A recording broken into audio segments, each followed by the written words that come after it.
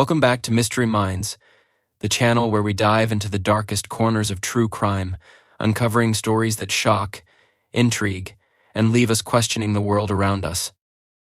In today's case, we uncover a heartbreaking and disturbing tale, a mother's betrayal, a community's outrage, and a desperate plea for understanding. This is the story of Kristel Candelario and the tragic death of her 16-month-old daughter, Jailyn. A tale of neglect, mental health struggles, and a chilling lack of remorse. This case forces us to ask, how could a mother abandon her child for the allure of vacation bliss? And when does a cry for help cross the line into a criminal act? Stay with us as we unravel the dark and tragic story of Kristel Candelario and the short, tragic life of her daughter Jailyn. Kristel Candelario was a 31-year-old single mother living in Cleveland, Ohio. From the outside, her life seemed unremarkable but stable. She lived in a modest apartment with her 16-month-old daughter, Jailyn. Neighbors often noticed her playing with the child on the front steps or pushing her in a stroller around the block.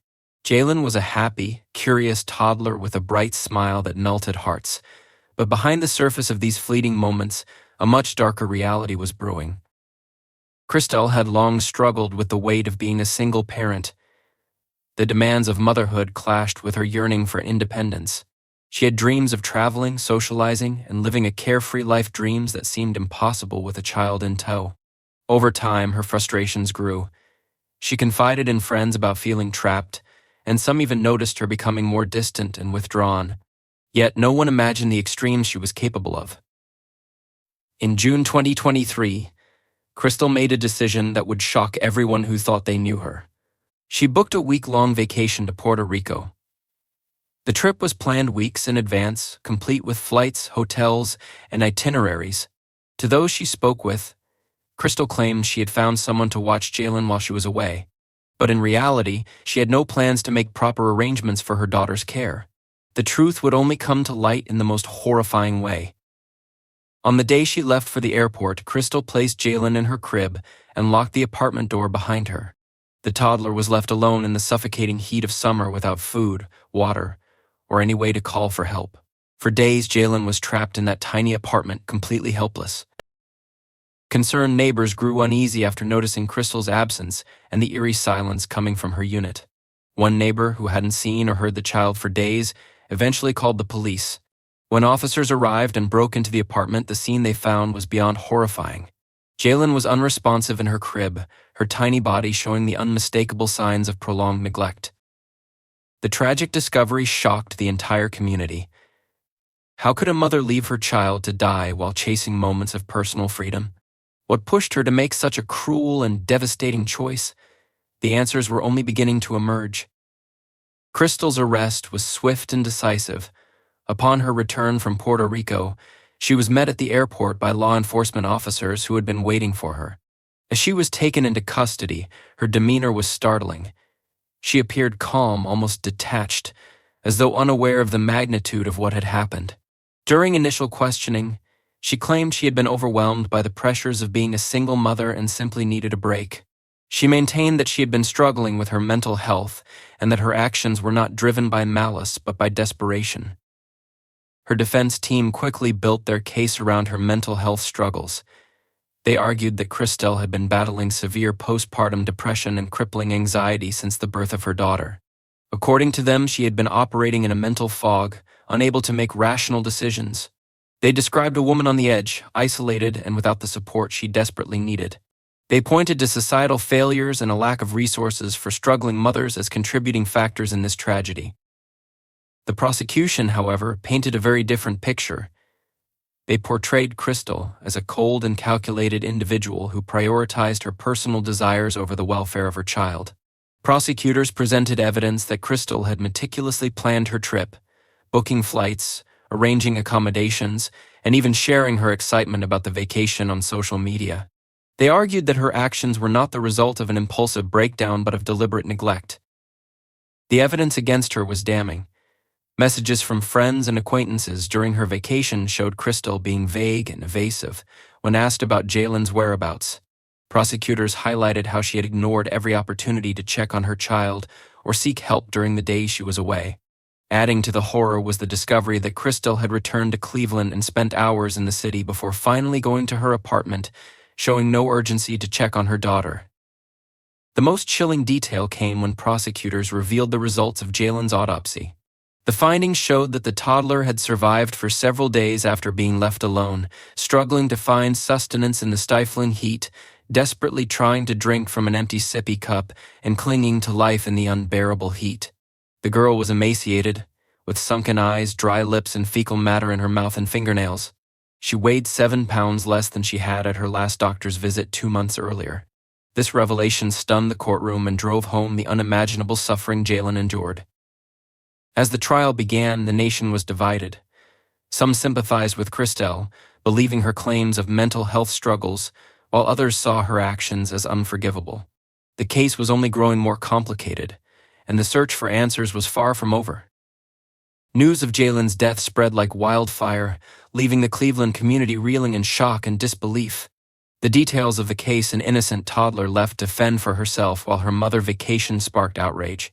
Vigils were held outside the modest apartment complex where Jailyn had lived.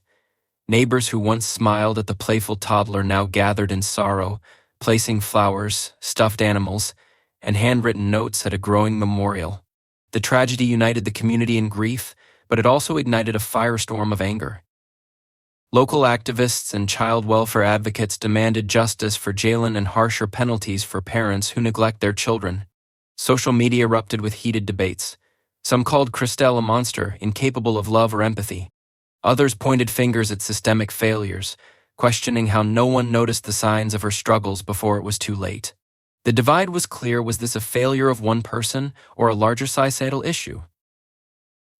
At the heart of the investigation was Sergeant Teresa Gomez and Detective T.J. Powell, seasoned officers who had seen their fair share of tragic cases. But this one was different. As a mother herself, Gomez couldn't shake the haunting image of Jailyn's crib, where the child had taken her final breaths.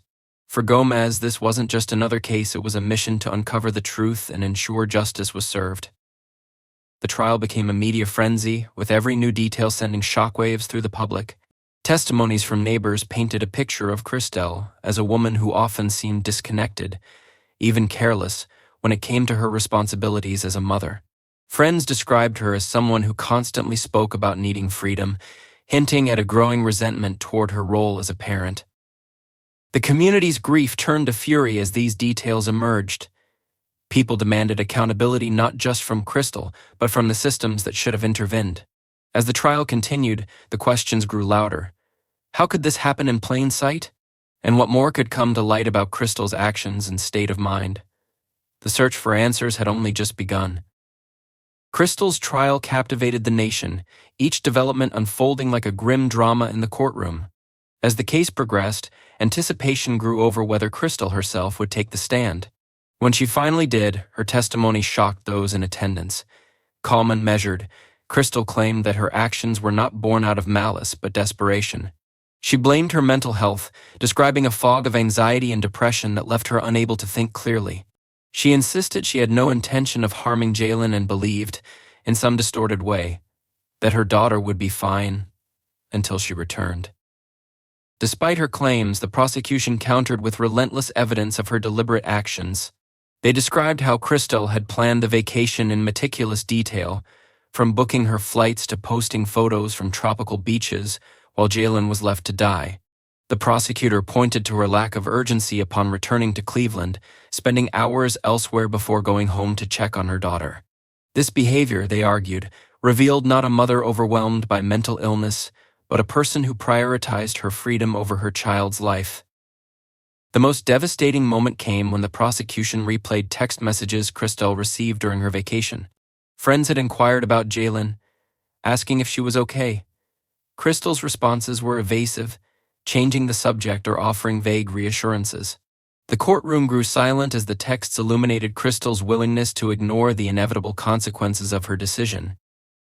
When the verdict was delivered, the weight of Kristel's actions became undeniable. The jury found her guilty of murder and child endangerment. She was sentenced to life in prison without the possibility of parole. As the sentence was read, Kristel's expression remained cold and distant, offering no visible remorse for her actions or the life she had taken. Even as the case seemed resolved, its implications reverberated far beyond the courtroom. Activists and community leaders used Jailyn's story to highlight the lack of resources for struggling parents and the failures of social systems to protect vulnerable children. But others questioned whether Kristel was simply using her mental health as an excuse to escape accountability. For Sergeant Teresa Gomez, the case left a lasting mark. While Kristel would spend the rest of her life behind bars, Gomez couldn't shake the haunting questions. Could anyone have stopped this tragedy? And what warning signs might have been missed that could have saved Jailyn? These lingering doubts cast a shadow that no sentence could erase. Even after Kristel's conviction, the case continued to haunt the public and law enforcement alike. Jailyn's death became a symbol of both personal failure and systemic breakdown. The question lingered, how could such a tragedy happen in a world with so many mechanisms in place to protect children? The community struggled to reconcile the two faces of Kristel, the seemingly loving mother who neighbors had seen doting on her child, and the woman who had abandoned Jailyn to die in unimaginable circumstances. Many questioned whether Kristel's claims about her mental health held any truth, or if they were a convenient shield to deflect responsibility. The debate extended beyond Cleveland, sparking national conversations about the intersection of mental health, parenting, and accountability. For Sergeant Teresa Gomez and Detective T.J. Powell, Jailyn's case remained a vivid reminder of the fragility of life and the gaps in the system. They reflected on the missed opportunities to intervene neighbors who had seen signs of Kristel's struggles, but didn't report them, and a society that too often ignored the silent cries of overwhelmed parents. They knew that Jailyn's death could have been prevented if anyone had acted sooner. Kristel's exclusive interview from prison further deepened the divide among those following the case. In her remarks, she doubled down on her claims of mental health struggles, insisting she had sought help but was turned away. She described feeling trapped, isolated, and unable to cope with the responsibilities of motherhood. Her words drew sympathy from some who saw her as a victim of a failing system. Others, however, dismissed her claims as an attempt to justify the unjustifiable. Jailyn's story also raised broader societal questions. Activists called for increased support for single parents, better access to mental health resources, and stronger child welfare systems. But these discussions often led back to the same grim reality. No amount of reform could bring Jailyn back or undo the suffering she endured. The legacy of Jailyn's case remains one of heartbreak and hard lessons. Her name became a rallying cry for change, a reminder of the price of neglect and the importance of vigilance in protecting vulnerable children. For those who knew her, and even for those who didn't, Jailyn's short life became a call to action, a plea to ensure no child is ever forgotten or left behind again. Yet, despite the calls for reform, the haunting question remains, how many more tragedies will it take before true change is achieved? Thank you for watching Mystery Minds.